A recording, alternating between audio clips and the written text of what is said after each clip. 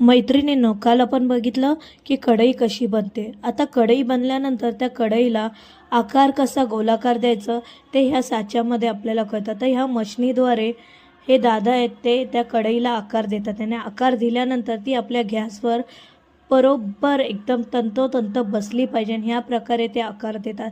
तर हा आकार देताना बघा तुम्हाला किती छान वाटतंय. त्याशिवाय जर आपल्याला थोडीफार डिझाईन म्हणजे जसं गोलाकार ते बनवतात तो गोलाकार पण आकार तुम्ही बघा किती सुंदररित्या देतात. आणि दिल्यानंतर त्याला एकदा दोनदा परत फिनिशिंग करावी लागते, तेव्हा ती कढई आपल्या गॅसवर बसते. तर ही आता त्यांची कढई बनवलेली आहे. तर अशा प्रकारे ह्या मशीनवर कढई बनवून तिला डिझाईन देऊन मग ती ठोकून खाली ठेवली जाते. त्याच्यानंतर ती चेक केली जाते बरोबर गोलाकार आली आहे का. बघा त्या दादांनी मला दाखवले किती सुंदररित्या त्यांनी आकार दिलाय. तर चला आता